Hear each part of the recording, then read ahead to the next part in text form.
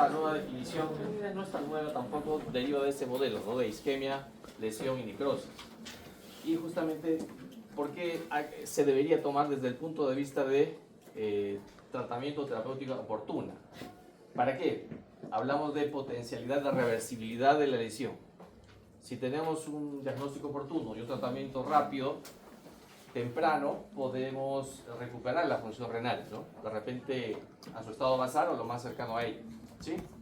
Por eso la lesión renal aguda, desde un punto de vista más práctico, para el manejo de pacientes y para el tratamiento, para la terapéutica, se define como similar a la falla de la filtración renal y la función excretora en días a semanas. Acá ya me habla un periodo de tiempo, ¿no? Por lo general se sabe que o se espera que haya ocurrido dentro de los menos de 7 días. Ya de acá hablamos de un periodo de tiempo que puede variar dependiendo de los criterios como vamos a ver ahora, y hay una retención de productos nitrogenados de igual manera y otros desechos que elimina el riñón con mayor concentración de la creatinina, ¿no?, sérica, y una disminución del volumen urinario o gasto urinario. Entonces ya estamos hablando de dos variables, la creatinina y el volumen urinario, porque muchas veces creen que solamente mirando, fijándonos en el aumento de la creatinina sérica, pensamos que ya hay un daño renal o una lesión renal. No es así.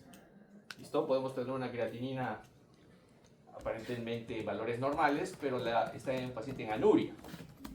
¿Listo? Así hay que tener cuidado para manejar. ¿Y esto qué va a generar? Va a dar unas consecuencias, ¿no? Va a haber un trastorno del equilibrio ácido-base, hay un aumento del volumen extracelular, hay trastorno hidroelectrolítico, ¿no? Y esto está vigente, es la última edición de su texto guía de Harrison, ¿no?, de medicina interna.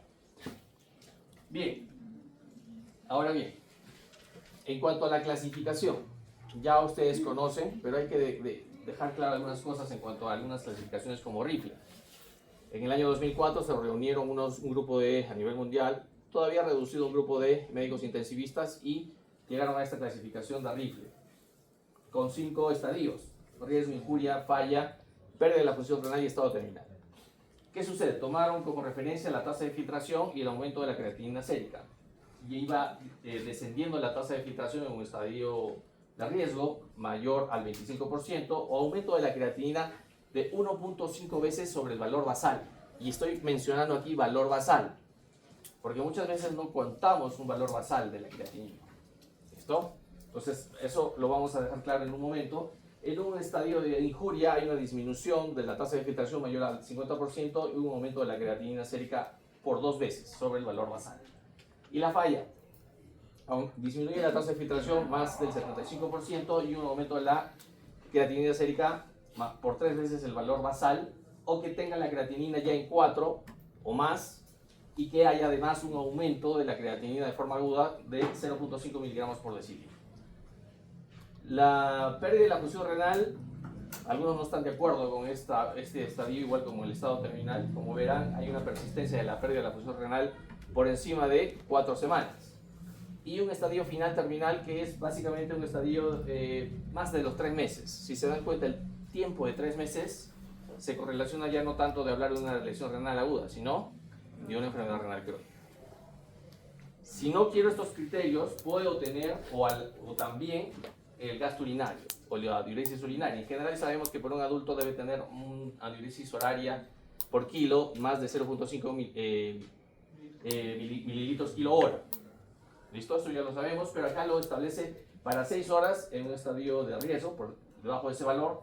De igual manera para 12 horas en un estadio de injuria y para 12 horas en un estadio de falla. ¿Qué sucede en el año 2007? No solamente se reúne un mayor número de médicos intensivistas a nivel mundial, sino también médicos nefrólogos, en el que constituía justamente lo que habíamos mencionado. No encajaba estos criterios de hablar de la pérdida de la función más de 4 semanas desde el punto de vista práctico, terapéutico, oportuno, porque podríamos llegar a un estadio que es ya prácticamente sinónimo de irreversibilidad, o también pérdida de la función renal más de 3 meses, ¿no? Entonces, eliminaron esos dos criterios en el 2007 y simplemente consideraron el aumento de la creatinina sérica y el volumen o gasto urinario. Varió un poco las veces, ¿no? En una ACI, es el ACI Network, es la nueva clasificación que le dieron en el 2007, un ACI 1, estadio 1, que aumenta 0.5 a 2 veces el valor, ¿no? Con un incremento, o con un incremento también de 0.3 miligramos por decilitro. Y ahorita vamos a ver algunos criterios para que no se confunda en cuanto al tiempo, 7 días o 48 horas. El estadio 2, 2 a 3 veces el aumento sobre el valor basal, y el estadio 3, o aquí 3 veces el aumento del valor basal, o aquí ya hablamos de una creatinina, un valor de 4, ¿no? O también con un aumento de la creatinina de forma aguda de 0.5 miligramos por decilitro. De igual manera, acá también agrega lo que es, o que el paciente ya requiera terapia de reemplazo renal o sustitutivo renal. Alguna vez alguien me preguntó en un examen, años atrás, pero ¿a qué estamos hablando de terapia sustitutiva renal? Ya lo vamos a ver también para aclarar. Gasto urinario, de igual manera no hay mucha variación con el estadio de Rifle. Lo único que es en el estadio 3, aquí 3, menos de 0.3 mililitros kilo hora para 24 horas, o también anuria para 12 horas. ¿Listo? Ahora bien, CADIGO, en esta sociedad de resultados globales para la mejor atención de la enfermedad renal crónica hablaba, pero también habla de la injuria o lesión renal aguda, en el 2012 tomó lo mejor de ambas clasificaciones, del ACTI y de Rifle. Entonces, de igual manera, consideró el estadio 1 con el aumento de la creatina sérica 1.5 a 1.9 veces el valor basal, o la creatina mayor o igual a 0.3 miligramos de decilitro. El estadio 2, 2 a 2.9 veces del valor basal, y el estadio 3 o más veces el valor basal. O una creatina de 4, o inicio de terapia sustitutiva renal, o que un paciente menor a 18 años tenga una tasa de filtración estimada menor a 35.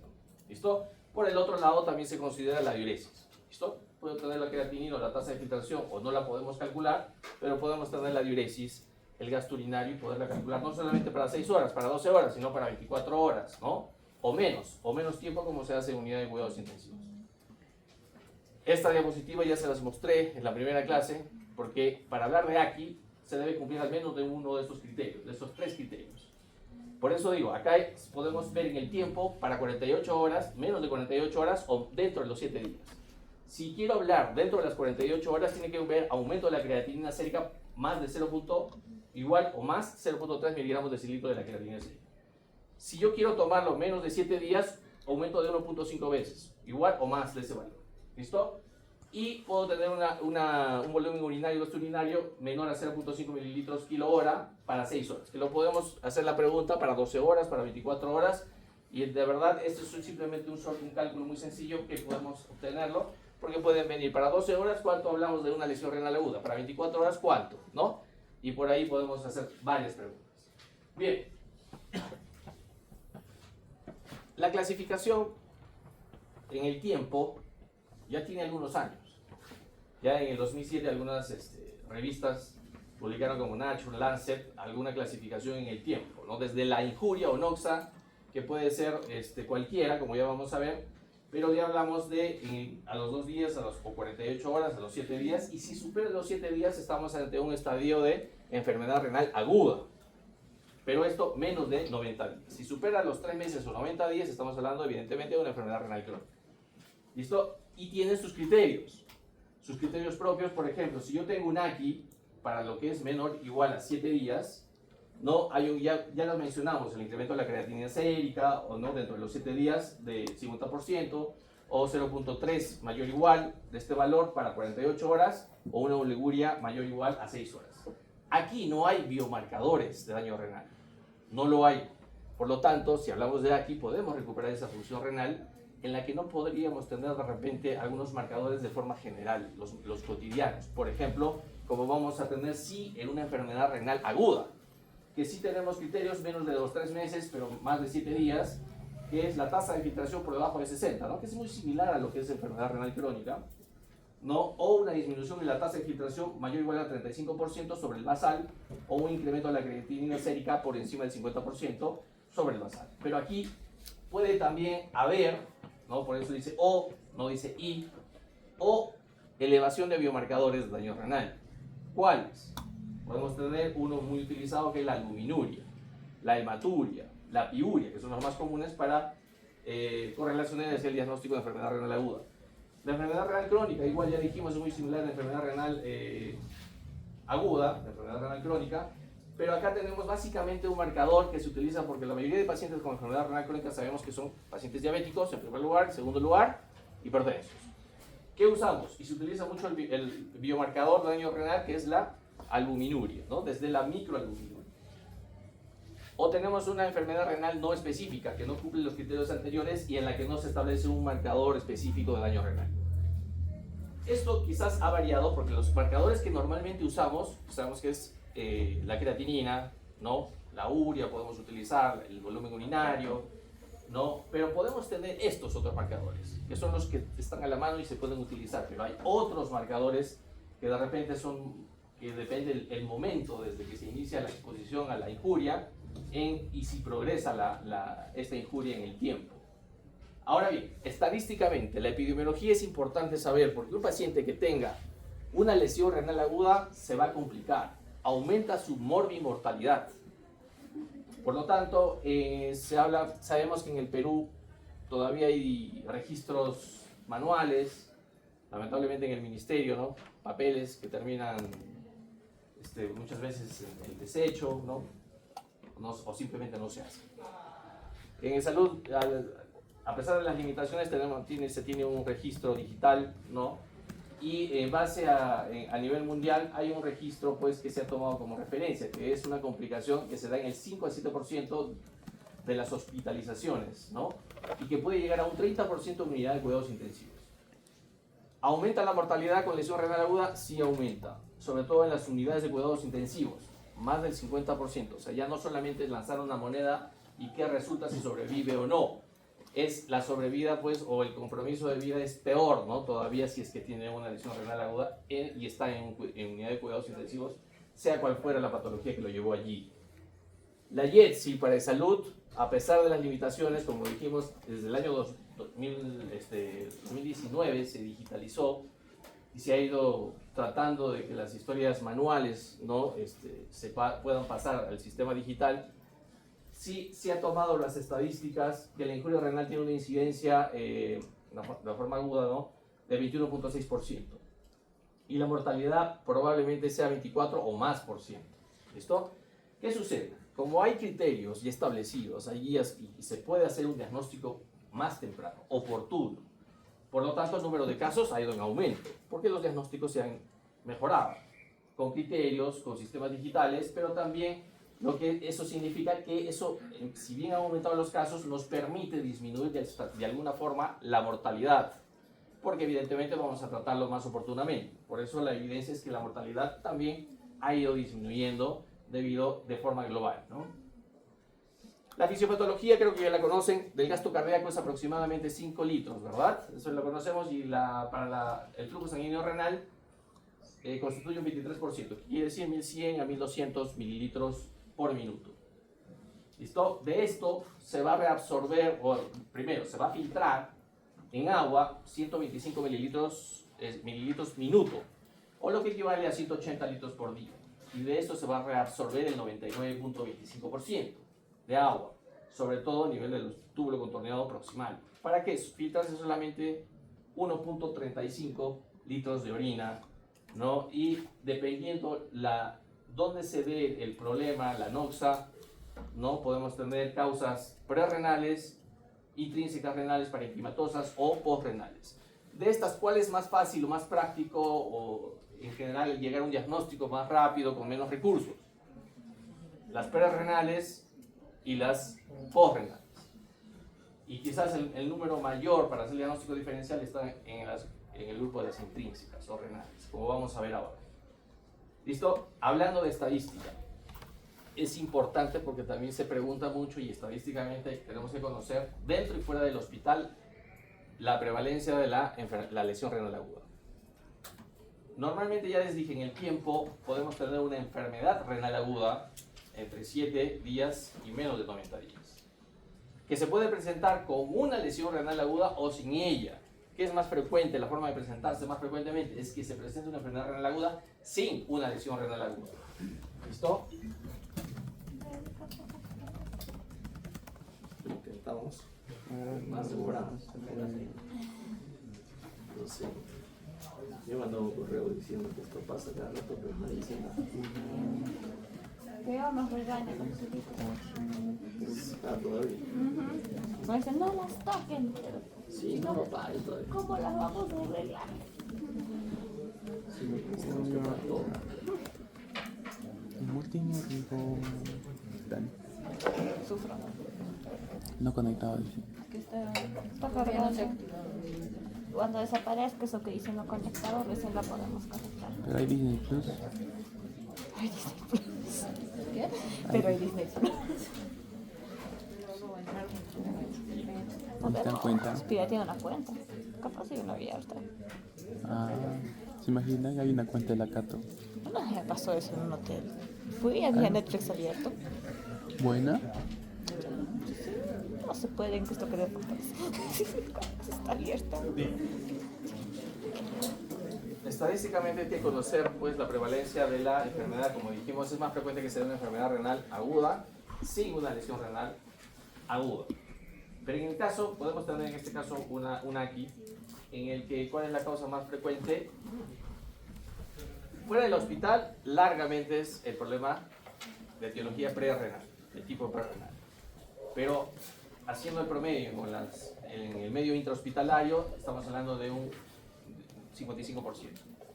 La renal fuera del hospital está alrededor del 20%, la postrenal en un 10%. Promediándolo con el intrahospitalario da un 40% y una postrenal del 5%.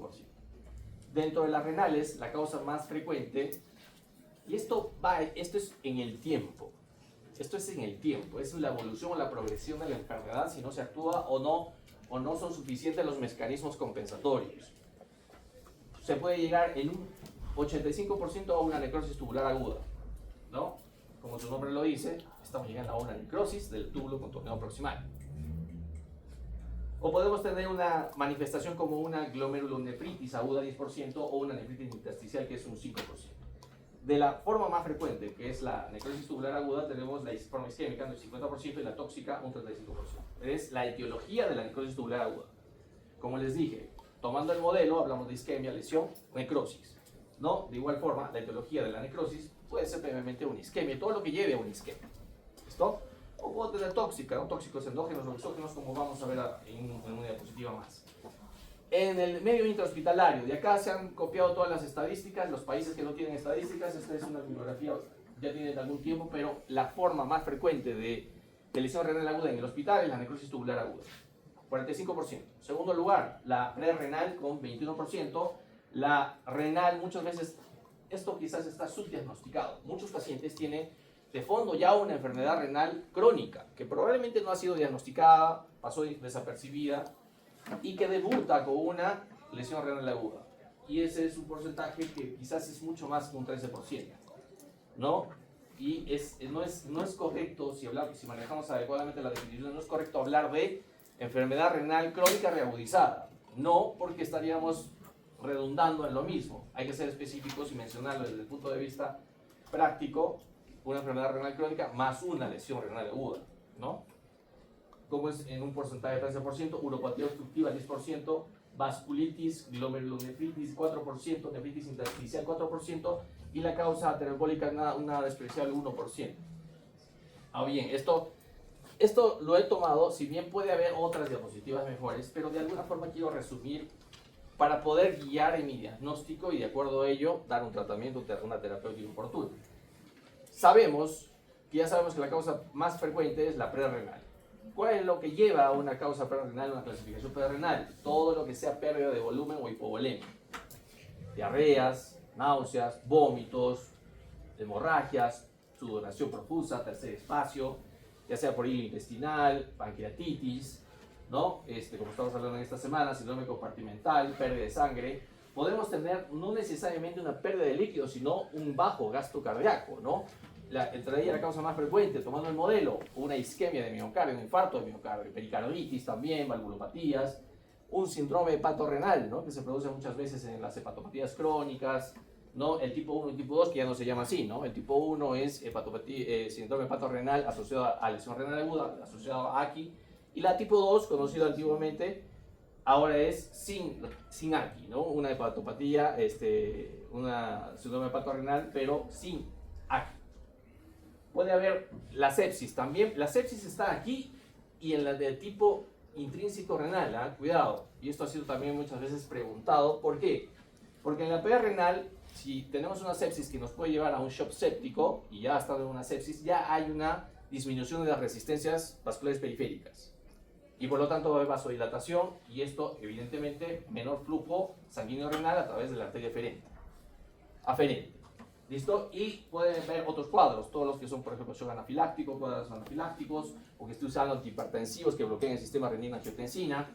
Y aquí, llego acá a la tipo renal o parenquimatosa intrínseca. Aquí es el mayor número, depende de lo que afecte en el tiempo la evolución de la enfermedad. Puede afectar los túbulos con torneos proximales, el intersticio renal, el glomérulo o la parte vascular.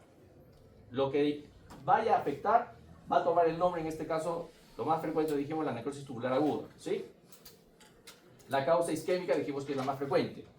¿Por qué? Porque ya no es una disminución de la resistencia vascular periférica, como en el caso renal, sino que ya estamos llegando ya no de la isquemia, sino que nos va a llevar la isquemia a una necrosis tubular en el tiempo, ¿no? Como ya veremos las fases. En esta clasificación, la tipo intrínseca, también hay otras causas que dijimos que es la que le sigue, ¿no? Aparte de la isquémica es la tóxica, que puede ser tóxicos endógenos y exógenos. Los exógenos son básicamente medicamentos, ¿no? Contrastes. Medicamentos que ya hablamos, ¿no? Aminoglucósidos, vancomicina, glicopéptidos, o contrastes, sobre todo a base de yodo. Pero también tiene un riesgo los que usan gadolinio, por ejemplo, para las resonancias. Ya sabemos que las tomografías es para, usan el contraste yodados, ¿no? Muchas veces, y que ayuda justamente, como en el caso que estamos hablando esta semana, pancreatitis, ¿no? Que se tiene que pedir en el caso de pancreatitis severas o con evoluciones desfavorables, tomografías con contraste, ¿no? Y saberlo pedir, porque permite en algunas patologías un diagnóstico más claro, porque va a pintar adecuadamente o no pintar las lesiones, ¿no? Tóxicos exógenos. Ya hablamos y ahora los endógenos. Los endógenos son pigmentos propiamente como su nombre lo dice, podría ser la mioglobina, la creatinfosfoquinasa, en el caso que sea una rhabdomiólisis, ¿no? Con gran daño muscular, lo que se llamaba, pues, algunos se sigue llamando un síndrome de aplastamiento, pacientes accidentados, ¿no? Que va a generar un mecanismo fisiopatológico de taponamiento renal con lesión renal aguda, ¿no? Igual que llega justamente a una necrosis tubular, túbulo intersticial, que nos ha juntado de esta clasificación. Pero podemos tener otros, ¿no? En el síndrome de lisis tumoral puede haber algunas sustancias endógenas, ¿no? También como fosfatos, uratos, ¿no? Oxidantes. Hay la hipercalcemia, aumento de la paratormona, puede haber sarcoidosis por pacientes que no se movilizan. Y aquí está una patología también que es muy representativa para el punto de vista académico, porque hay que saberla reconocer dentro de la clasificación renal o parenquimatosa, que es la nefritis intersticial aguda, inmunoalérgica o inmunomediada. ¿Qué quiere decir? Normalmente esta patología dentro de la clasificación renal tiene algunas características propias. La etiología más frecuente, medicamentos, betalactámicos, quidolonas, los más frecuentes, ¿no? Si no son antibióticos, son los AINES. Pero puede haber otras patologías que le siguen, ¿no? Las infecciosas, las autoinmunes, ¿no? Pueden haber otras, pero las más frecuentes son medicamentos. ¿Y qué van a generar? Pues justamente una patología que se caracteriza por un rash eritematoso, puede presentar además fiebre, compromiso sistémico, eosinofilia, puede también presentar microhematuria, proteinuria, ¿no? Y eso es importante el diagnóstico, porque tiene un tratamiento que debe ser oportuno también, ¿no? Para evitar que llegue a una consecuencia peor.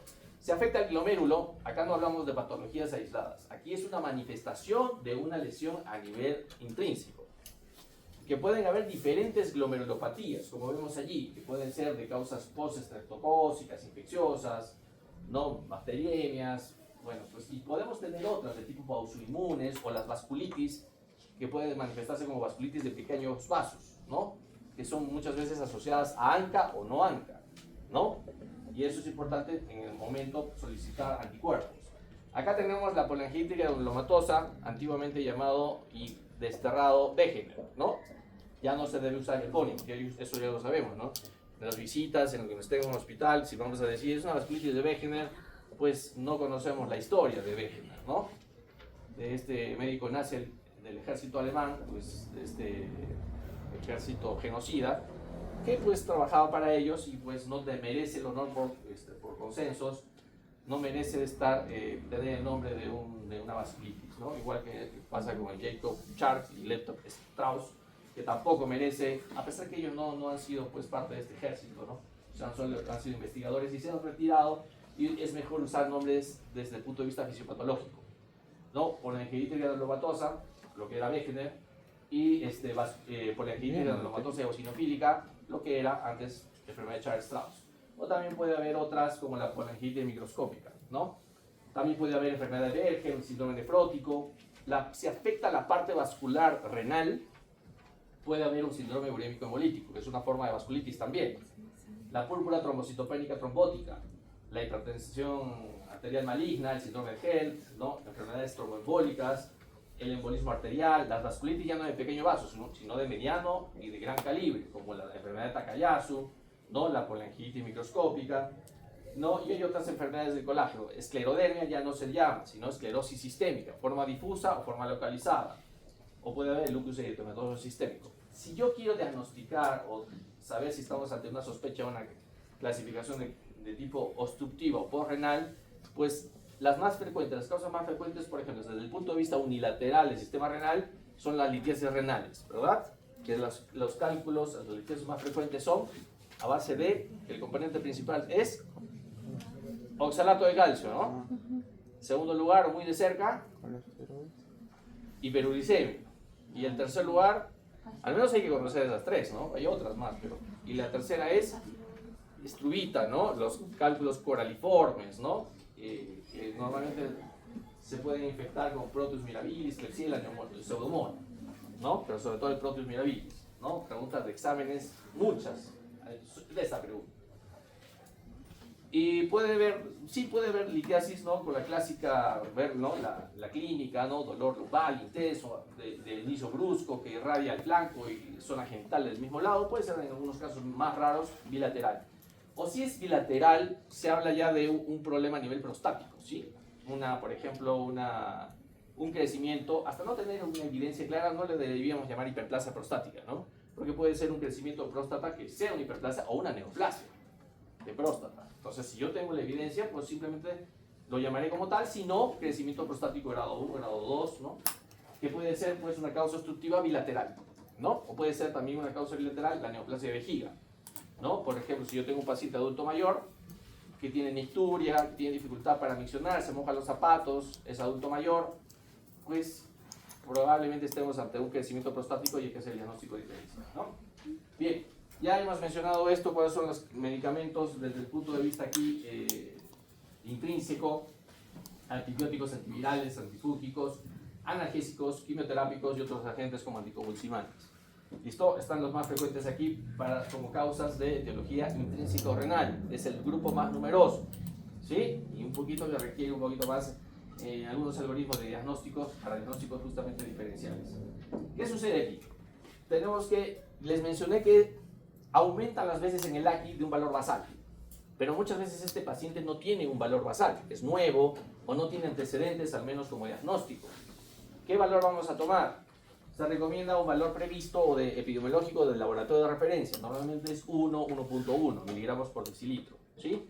Entonces, si aumenta un AQI2, será pues 2 a 2.9, será una creatinina, por ejemplo, de 2.5, estaremos en un AQI2, ¿no? Porque aumenta 2 veces o 2.9 veces el valor basal, que es 1. ¿Listo? O si es un AQI3, mayor o igual a 3 veces.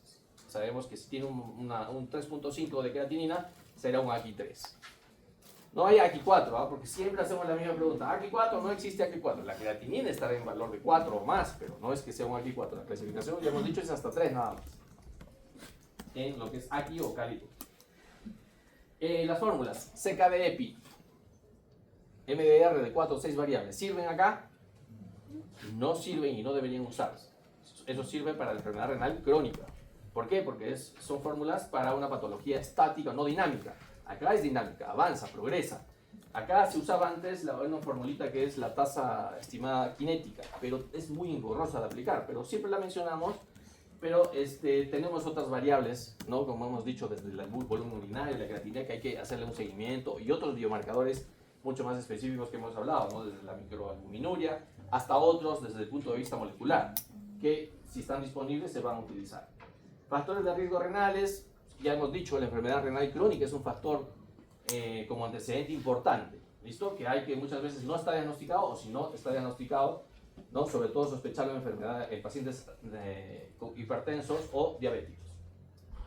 Bien, esto es importante reconocer las fases clínicas, porque me va a dar una idea cómo voy a entender en qué momento voy a estar de la evolución de la enfermedad. Esta es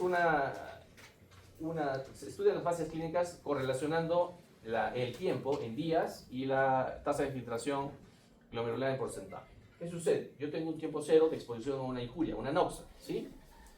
En este caso podemos poner un ejemplo que la causa más frecuente, por ejemplo, una infección, ¿no? Diarreas, vómitos, una infección gastrointestinal, ¿no? En la que se van a activar mecanismos compensatorios y va a haber una disminución del flujo sanguíneo renal. Evidentemente el paciente está deshidratado y hay una pérdida de volumen.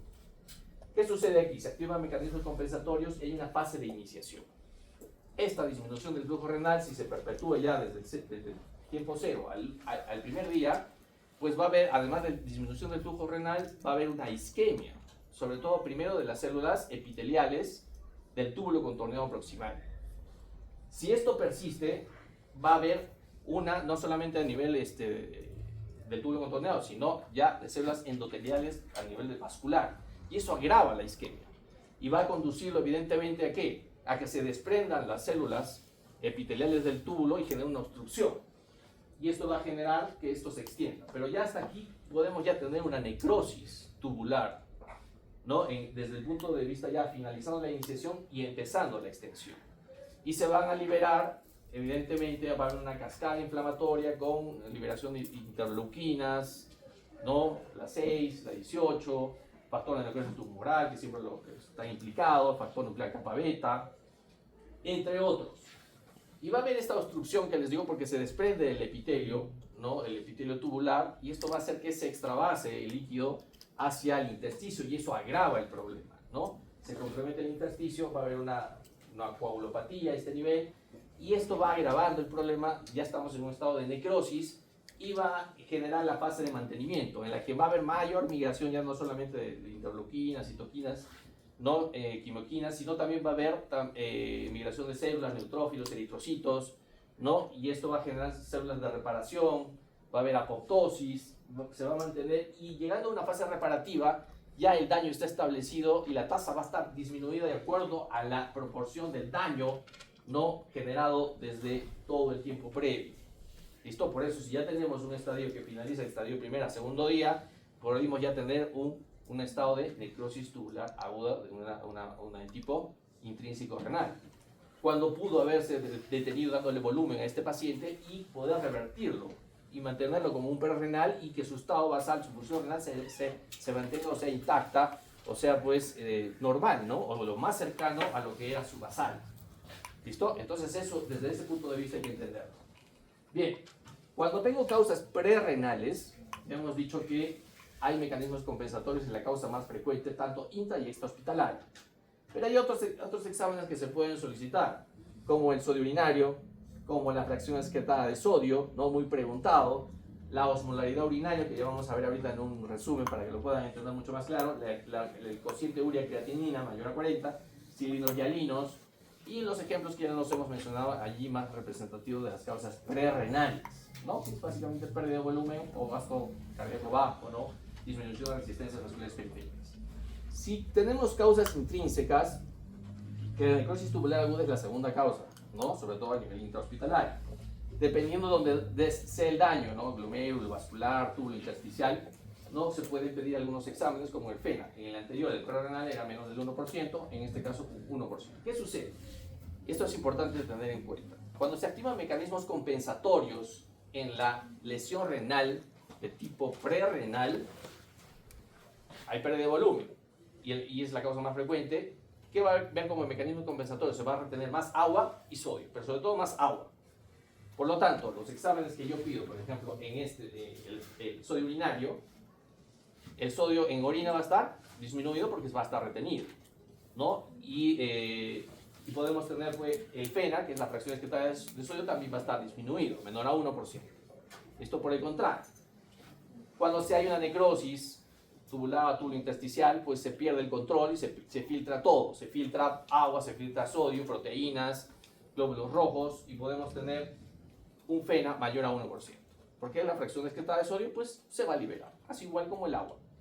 Y podemos tener hematíes dismórficos y encima la causa sea dañado el glomérulo, pues vamos a tener glóbulos rojos que tienen alteración en su morfología.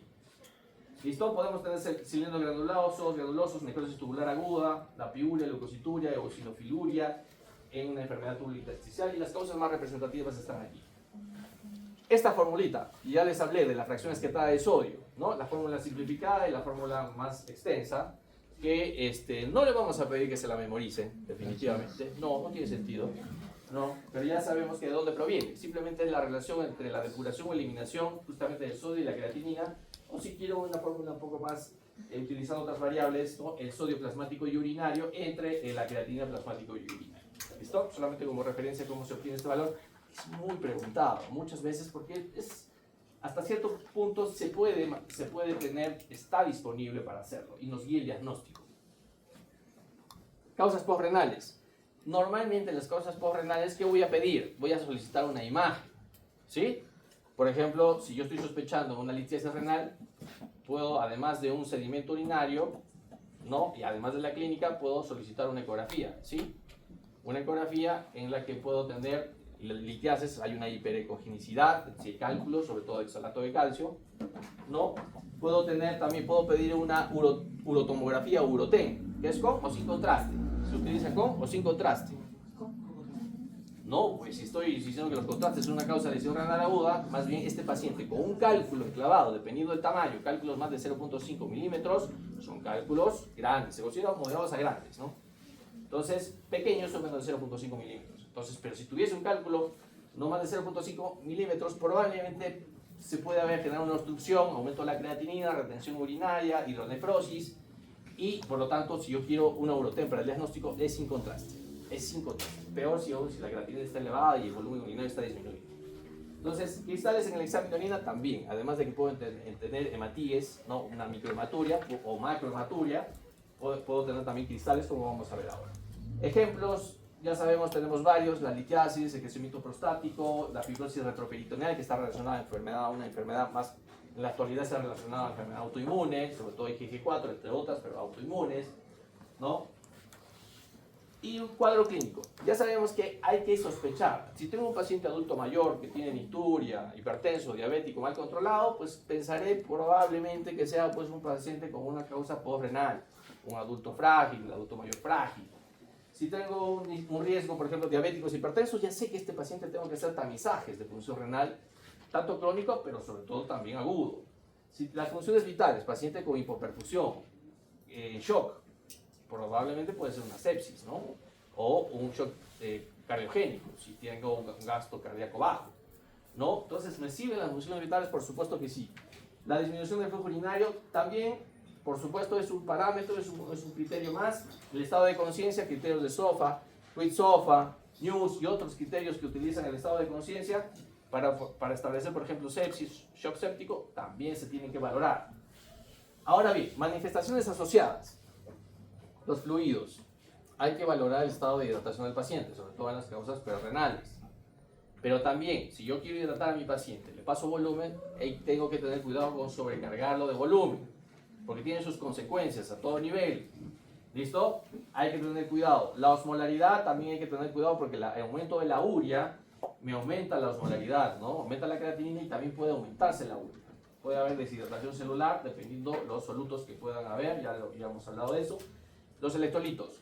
¿Cuál es la causa más frecuente por estadística? Tener una hipernatremia. ¿Por qué? Porque la causa principal hemos dicho que es prerrenal, ¿no? ¿Y qué dijimos que en la prerrenal sucede? Más retención de agua y sodio como mecanismo compensatorio. Por lo tanto, va a haber una especie de hiponatremia dilucional, en este caso, y la hiponatremia es la más frecuente.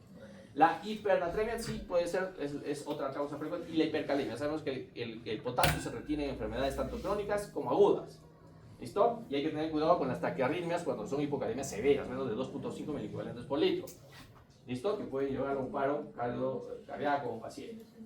El estado ácido-base, también. Cuidado, sabemos que estos pacientes, los crónicos y los agudos, pueden dar acidosis metabólica elevada. Sí, eso hemos hablado ya en su momento. Hay una disminución de la reabsorción del bicarbonato y hay una disminución de la excreción de ¿qué? De ácidos. Eso también ya hablamos en su momento. Bien. Creatinina, un parámetro. Volumen urinario, otro parámetro. Imágenes, otro parámetro. Ya dijimos que el sedimento urinario también es útil. Podemos tener cambios escasos eritrocitos, escasos leucocitos. Puede haber como una imagen normal. Pero también puede tener un sedimento con cilindros, con hematíes. Por ejemplo, es muy importante tener en cuenta que yo tengo, por ejemplo, los glóbulos rojos dismórficos, ¿no? En el sedimento urinario puedo tener glóbulos rojos dismórficos y esto me va a dar una idea que hay un compromiso a nivel glomerular. ¿Por qué altera la forma? Glomerulonefritis. También puede haber vasculitis que afecte evidentemente la parte vascular del riñón. Leucocitos, ya sabemos, cilindros leucocitarios y leucocitos, pielonefritis agudas o crónicas, la nefritis intersticial también. Podemos tener cilindros granulosos o cilindros del epitelio del túbulo renal, necrosis tubular aguda, más frecuente, y entre otros que vamos a ver, eosinofiluria también, la nefritis intersticial aguda, ¿no? Ya lo mencioné por qué también. El volumen me sirve, el volumen urinario me sirve, dependiendo si toma poca o mucha agua, sí, me va a servir.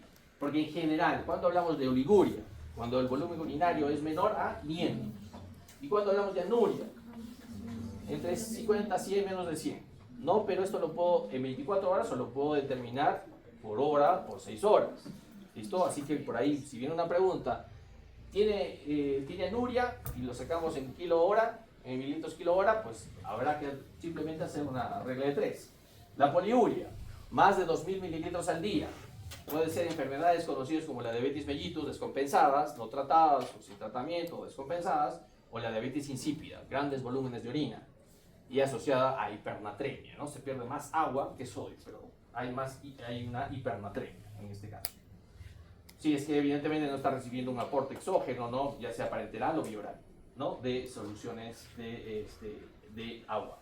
El alcohol y la cafeína también es importante para la poliuria. Ahora bien, me sirve, en un examen de orina, me sirve ver la gravedad específica y la osmolalidad. En términos prácticos ya hemos dicho osmolalidad, similar a osmolaridad, ¿sí? Términos prácticos. No, uno habla por solución la solución de una solución y el otro habla partículas netamente de peso, ¿no? Peso de partículas. Hablando de osmolalidad es mucho más específico porque habla de peso de partículas. Entonces la osmolalidad es útil, sí, y hablar de orina hay una osmolaridad de rango muy amplio en relación a la osmolaridad plasmática. La osmolaridad plasmática tiene un rango bastante corto, pequeño, ¿no? Que va de, miren, aquí lo normal que es de 288 hasta 295, 300, ¿no? Dependiendo. Se activa el reflejo mecanismo de la sed a partir de una osmolaridad de 288. ¿Y dónde se libera la vasopresina? Para retener justamente agua a nivel de 280 de la osmolaridad. Entonces, es un rango amplio que sí me sirve para ver el volumen urinario, la osmolaridad urinaria. Pero hay una cosa, la gravedad específica o la densidad. Ustedes habrán visto en un sedimento urinario, si no lo verán, densidad o gravedad específica. Y le dan este valor 1.016 a 1.022. Si está por encima de ese valor, ¿qué quiere decir? Que la orina es densa. Y si la orina es densa, está concentrada. Y por lo tanto es prerrenal, ¿no? La etiología. Bien. Aquí, ¿cuándo se pierden proteínas? Sobre todo en la fase intrínseca, ¿no? En la etiología intrínseca se pierden proteínas, ¿sí? Se pierde todo, agua, sodio, proteínas, glóbulos rojos. ¿Cuánto es el valor? Porque siempre se pregunta cuánto es el valor normal que uno espera perder de proteínas en 24 horas y cuando ya hablamos de una proteinuria elevada en 24 horas. Entonces las diferentes sociedades como aquí, Cadocchi, Nysain, las guías británicas, consideran un valor por encima de 150 miligramos, ¿no? En 24 horas. Eso cuando supere ese valor estamos hablando de una proteinuria elevada en 24 horas. Hay diversas enfermedades que pueden dar, por ejemplo, un síndrome nefrótico, ¿no? Un síndrome nefrótico da una proteinuria que está por encima de 3.5 gramos al día. Ni siquiera miligramos, gramos, ¿ah? Esto así que es importante para el diagnóstico de enfermedades. Síndromes nefróticos más frecuentes, ¿no? La diabetes, ¿no? Las enfermedades autoinmunes como el lupus, vasculitis, eso me guía el diagnóstico. Hay otros criterios, ¿no? En niños, por ejemplo, más de 100 orinas temporizadas, aleatorias, que están como referencia, pero hay que tener las que reúnen la mayor cantidad de sociedades por consenso, es la de 150, mayor a 150. Ya les dije, la microalbuminuria es un parámetro de daño precoz endotelial que hay que medirlo en pacientes renales crónicos como agudos, ¿no? Como ya hemos dicho, sobre todo en la enfermedad renal aguda. Normal es que perdamos albuminuria de menos de 300. Microalbuminuria menos de 30. Microalbuminuria entre 30 y 300 y macroalbuminuria más de 300. ¿Listo? Y ya cuando hablen de enfermedad renal crónica se van a dar cuenta que además de estadificar la enfermedad renal crónica en 5 estadios, y el quinto es el estado dialítico, si yo lo correlaciono con la albuminuria, puedo tener un diagnóstico mucho más claro del estadio en el que se encuentra el paciente. ¿No? ¿Y en qué estado? Sabemos que el estadio 3 al estadio 5 progresa rápidamente. Es un manejo de especialidad y hay que detenerla en ese estadio, porque en el estadio 5 es dialítico, y si no, y la diálisis es temporal hasta conseguir un trasplante renal, como sabemos, ¿no?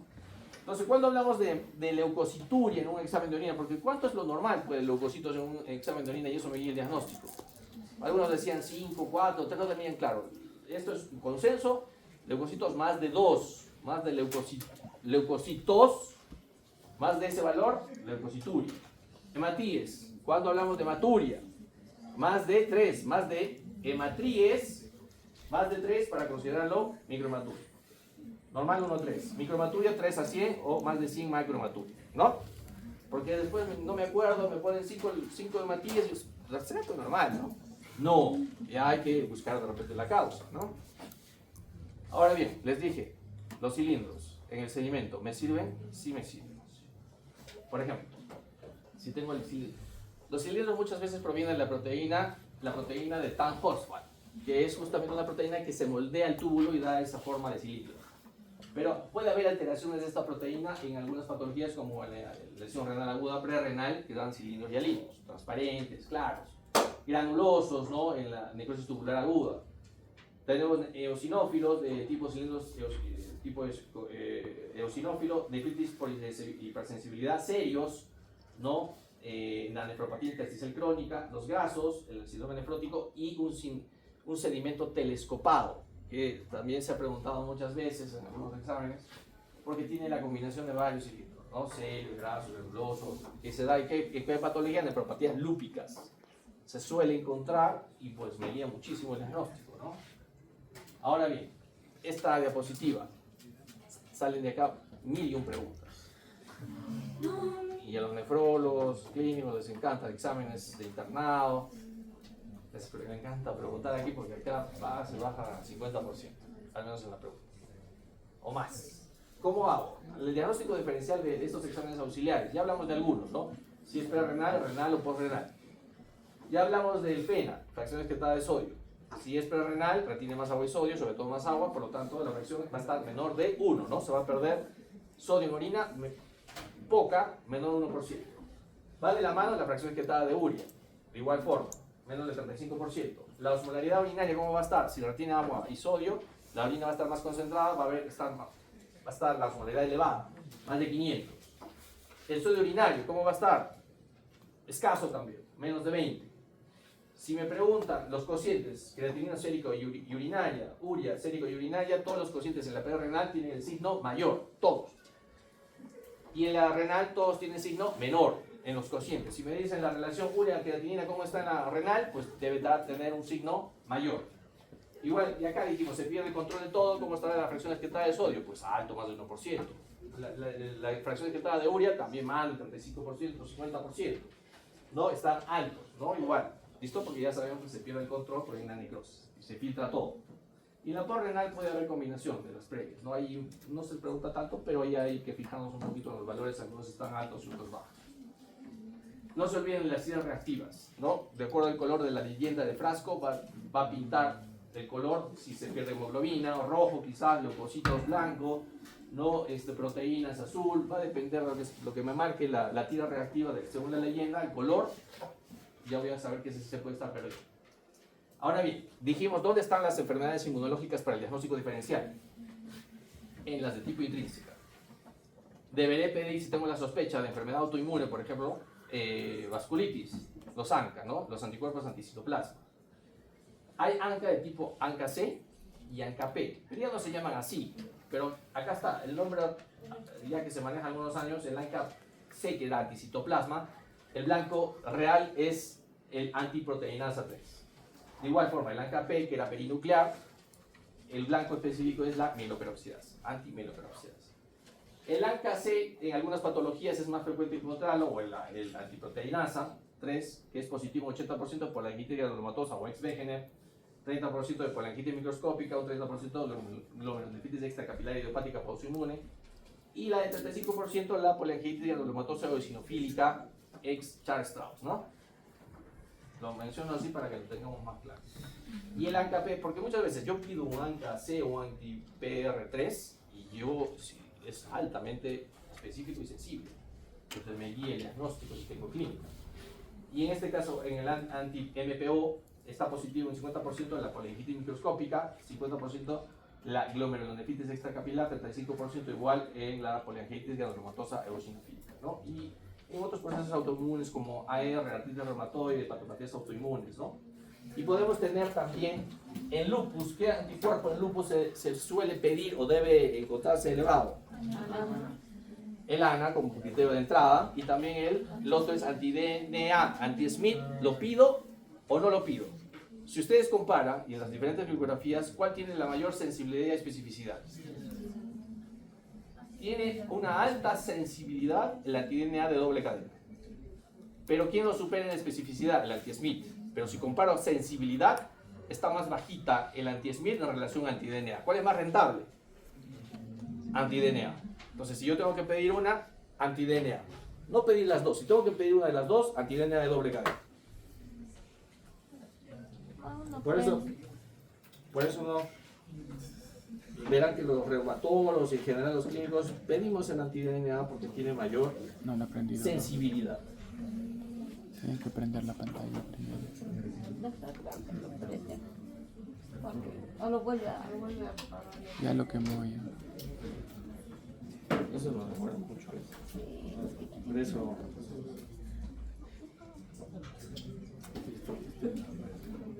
universidad no dice nada. No, ya yo he mandado correo formado, todo. Después he mandado recursos. Eso me demora todavía hasta la marcación.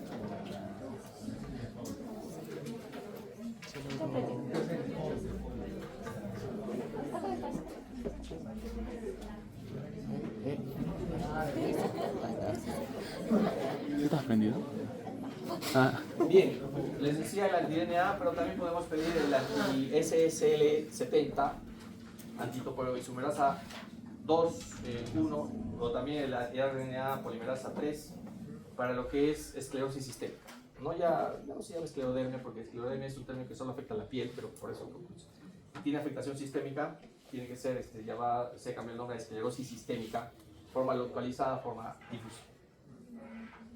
En casos de síndrome Gutt-Bachor, que es síndrome de pulmón-riñón, que afecta tanto la membrana basal glomerular o la membrana alveolo-capilar, ¿no? Y también quienes dan síndrome de pulmón-riñón, que afecta tanto el pulmón y el riñón, los ANCA asociadas, vasculitis asociadas a ANCA. ¿Listo? No salen positivas. Ahora bien, ya tengo mi gran sospecha y ya he hecho mi diagnóstico. Este es un paciente que tiene una lesión renal aguda. ¿Qué debo hacer ante este paciente? Una historia clínica, exámenes de laboratorio, ¿no? Hay que estadificarlo, ¿no? Hay que estimar o medir la tasa de filtración, porque si está disminuida me habla de que está deshidratado, está perdiendo volumen, como una falla cardíaca, deshidratado o vasoconstricción renal. Si no es el caso, pues hay que buscar causas obstructivas, ¿no? Si no es prerrenal, será obstructiva. Entonces buscaré con imágenes, ¿no?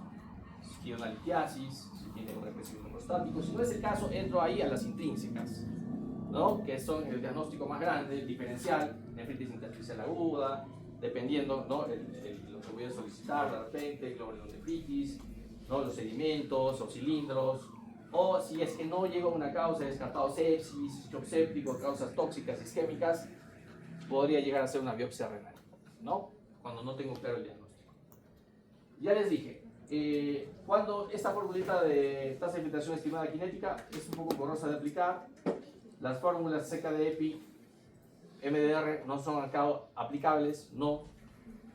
Y deberíamos tener, ojalá en algún futuro tengamos algunos biomarcadores como la cistatina C, la interleuquina 18, el marcador de lesión renal, ¿no? De tipo U, tipo 1, que es un gran predictor de mortalidad. Y esto está publicado ya hace algunos años en Nature, en Lancet también. Biomarcadores desde que hay la exposición a la injuria, o que la injuria se mantiene en el tiempo, ya da biomarcadores de daño, o cuando se perpetúa en el tiempo, ya es el daño persistente, biomarcadores de disfunción. Entonces al menos hay que conocer, porque también se han ido preguntando en exámenes, y también ustedes para que sepan cuáles podrían pedir en un futuro, ¿no? Justamente aquí tenemos el inhibidor tisular de metaloproteinasa 2, por ejemplo, o la lipocalina asociada a neutrófilo gelatinasa, son los de estresantes o de exposición a oxas. Los de daño es el marcador de daño renal tipo 1, o la proteína asociada a ácido graso tipo hepático de daño, y los de disfunción, la cistatina C y la proencefalina. ¿Listo? ¿Cuándo hago biopsia renal? Cuando descarté prerrenal y postrenal, la etiología. La causa no está clara, la creatinina va en ascenso. Y ha evidentemente pedido exámenes, hecho una buena historia clínica. ¿Se puede hacer al pie de cama? Sí, ecoguiada, con ecografía, conociendo la anatomía. Lo puede hacer un médico clínico, un nefrólogo. ¿Ya? Esto se puede hacer, ¿no? Sí, hay que tener. Algunos no lo hacen porque es altamente vascularizado y temen a la hemorragia. Pero si se conoce adecuadamente la anatomía y tengo un ecógrafo que me ayuda, pues se hace. En mi servicio lo hacemos, ¿no? Y en otros servicios seguramente también, y debería hacerse con un ecógrafo. Y con una aguja Turcut, ¿no? Que nos ayuda, pues una aguja larga, ¿no? Complicaciones. ¿Cuáles son las más frecuentes que generan mortalidad? Porque ya no conocemos que hay complicaciones metabólicas, cardiovasculares, infecciosas, pulmonares, respiratorias. ¿Cuál es la que genera más mortalidad? Las infecciones, la sepsis, la infección del tracto urinario y las neumonías. Y en segundo lugar, ¿cuál? Las cardiovasculares, edema agudo de pulmón, el paciente a veces está en anasarca, ¿no? Las arritmias, las pericarditis, ¿no? Y otras más que ya sabemos, trastornos metabólicos, ¿no? Pero las principales que generan más mortalidad son esas, infecciosas y cardiovasculares. En el manejo, ya para terminar, nos pasamos. Manejo hemodinámico, evitar nefrotóxicos, la dieta, tratamiento de la causa y la terapia sustitutiva o terapia de reemplazo renal. Básicamente, clásicamente se utiliza la hemodiálisis, pero tiene sus variaciones, sus métodos diferentes. Manejo hemodinámico, fluidos. Se recomienda los cristalóides balanceados, la Tatorabinger, Plasma Light y Solite, que se asemejan básicamente al plasma, ¿no? Es más fisiológico. Y si no hay, pues el cloruro de sodio, ¿no? Porque tiene sus ventajas las cristalóides balanceadas. Se evita la acidosis metabólica hiperclorémica, ¿no? Es importante eso para evitarlo y se menciona. Si no lo hay, bueno, cloruro de sodio al 0.9%. Vasoactivos, vasopresores en shock séptico, por ejemplo, en shock cardiogénico, para buscar una PAM mayor a 65. Cuidado con la sobrecarga hídrica, si es una PA renal le estoy dando volumen, porque puede dar edema agudo de pulmón, si es que además ya lo había antes. Valorar la respuesta hemodinámica y diuréticos de ASA en altas dosis si tengo sobrecarga hídrica. La única indicación desde el punto de vista renal para usar diuréticos de ASA y en altas dosis además es sobrecarga de volumen. Hay la prueba de estrés de la furosemida para ver el pronóstico. Si un paciente tiene un AQI1 y quiero ver el pronóstico, si va a desarrollar un AQI3 rápidamente, puedo hacer la prueba de estrés para la furosemida. 1 miligramo por kilo de furosemida, ¿no? Y veo que en las próximas 2 horas debe orinar más de 200. Si orina menos de 200, este paciente tiene una alta probabilidad de un AQI1, hacerse un AQI3 o avanzar en una enfermedad renal aguda y quizás si no hay un control a una crónica. ¿Listo? Pero tiene que haber un bolo previo de volumen. Si no, yo le aplico el test estresante de la furosemida y el paciente está seco, deshidratado y ya está isquémico a nivel renal, pues lo voy a llevar a una necrosis y en adelante, ¿no? Entonces, cuidado con las pruebas de estrés de la furosemida. Las calorías, 25 a 30 kilocalorías por día es lo recomendable. Y las proteínas, siempre se pregunta, ¿cuántas proteínas? El nutricionista va a estar diciendo, ¿cuánto le doy de proteínas a un paciente con lesión renal aguda? Y encima que están en diálisis. Ambos pacientes tienen un mayor consumo de proteínas, hay que aumentar las proteínas, 1.2 a 1.5 gramos por kilo día. Pero si es un paciente renal crónico o no está en diálisis, se da proteínas de forma estandarizada, 0.8 a 1.2 gramos, que es el requerimiento basal. por kilo día. Potasio, no más de 2 gramos al día. La glicemia siempre, si sobre todo son diabéticos, mantenerla en 140, 180. El sodio, no más de 2 gramos al día. Y nutrición enteral en lo posible. Si no, para enteral total, pero evitar mantener al paciente en ayuno para evitar la translocación bacteriana y agregar causas o infecciones. ¿Listo? En pacientes críticamente enfermos. Evitar nefrotóxicos, los medicamentos, los contrastes. Si vamos a usar contrastes, ¿quiénes tienen mayor riesgo? Los que tienen tasa de filtración menor a 30 y los que tienen lesión renal aguda. Evitar aires. Y si yo le voy a hacer un contraste en un paciente que tiene riesgo, lo voy a hidratar. Le voy a pasar 1 mililitro kilo hora endovenoso previo a las 12 horas y post 12 horas. ¿Qué evidencia tiene la N-acetilcisteína? Que también es el antídoto para la intoxicación por paracetamol, ¿sí? Algunos mencionaban que disminuía, atenuaba el daño renal. No hay evidencia suficiente que lo respalde, al igual que el bicarbonato, las estatinas y los diuréticos. La mínima dosis hay que darle de contraste y sobre todo contrastes de baja o isosmolaridad, ¿no? Que son isosmoles, en la osmolaridad neutra. Causa, ya dijimos, pero renal, volumen, cuidando la sobrecarga hídrica. Renales, evitando nefrotóxicos. Medicamentos, ¿no? La inmunosupresión, enfermedades autoinmunes, controlar la presión, ¿no? La sepsis, ¿no? Nos puede dar shock séptico. Hemodiálisis, si es un tóxico exógeno, ¿no? O endógeno, si es dializable, por ejemplo.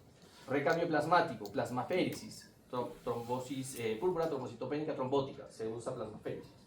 Si es postrenal, buscar desobstruir, ¿no? Por ejemplo, si es un cálculo renal, es un cálculo grande, más de 20 milímetros. Aunque si fuese menos de 20 milímetros, se puede usar litotripsia extracorpórea de ondas de choque. Si es más de 20 milímetros, se recomienda hacer litotripsia tipo láser o nefrolitotomía, una cirugía ya abierta, ¿no? Catéter urinario, sobre todo el catéter doble J, que ya tuvimos alguna pregunta por ahí, para permeabilizar y hay un flujo de la orina, ¿no? Allí están los métodos de terapia sustitutiva renal, diálisis peritoneal, hemodiálisis y trasplante renal, y sus variantes. Y esta es la última diapositiva. Pacientes que tienen, quienes voy a someter a un tratamiento, a una terapia sustitutiva renal, ya sea por diálisis peritoneal, hemodiálisis, técnica de depuración continua.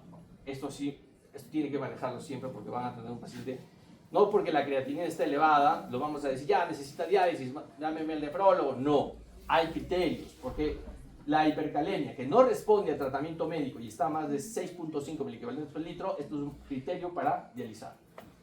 Acidosis metabólica severa, menos de 7.2 el pH.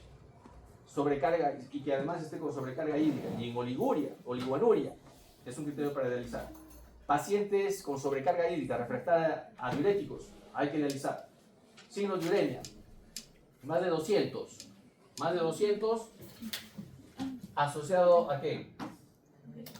A una encefalopatía urémica, pericarditis urémica, también hay que dializar. Era la última.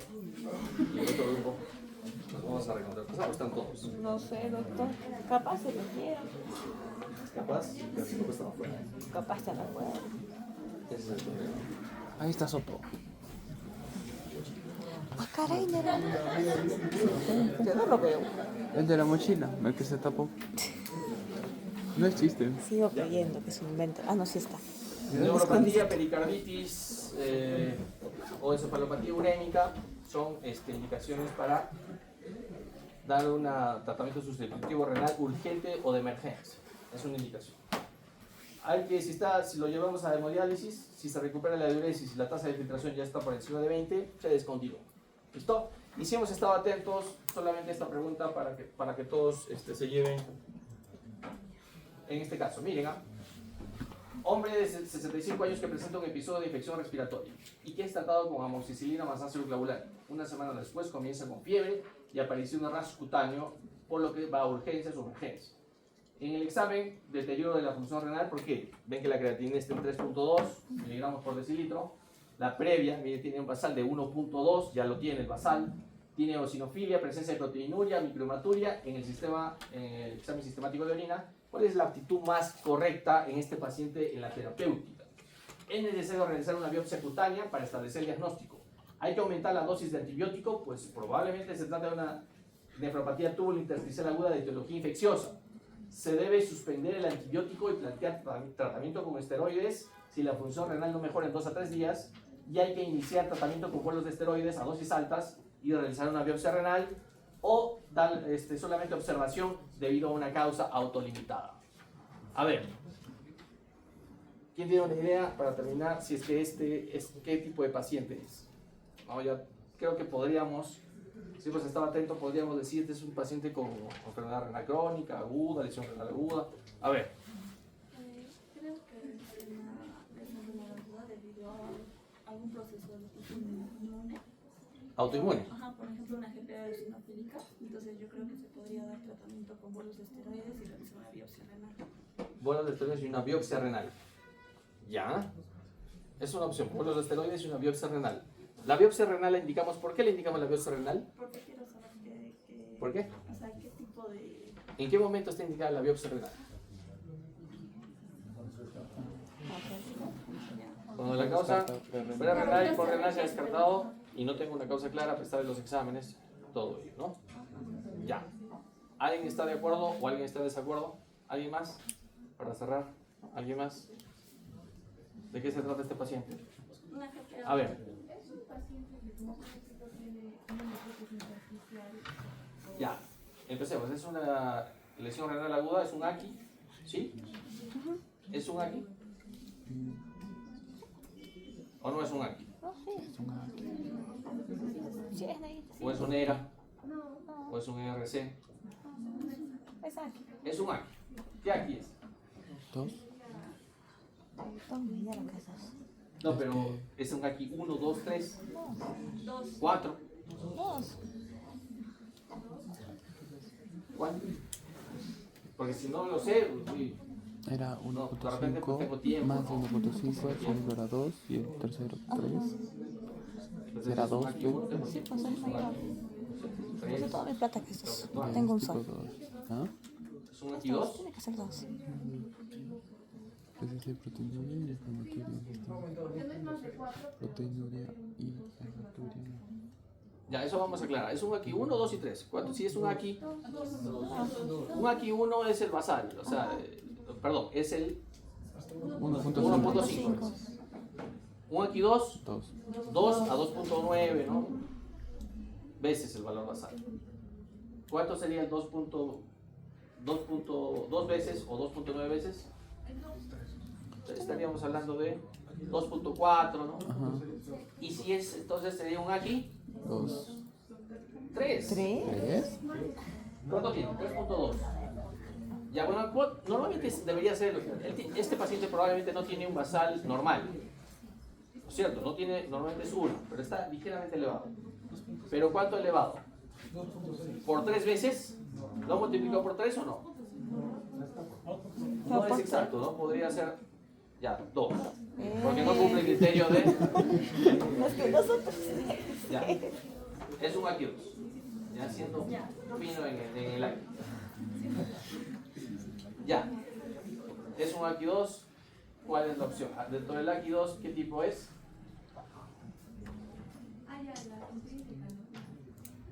Intrínseca. ¿Y de la intrínseca cuál? ¿Y por qué?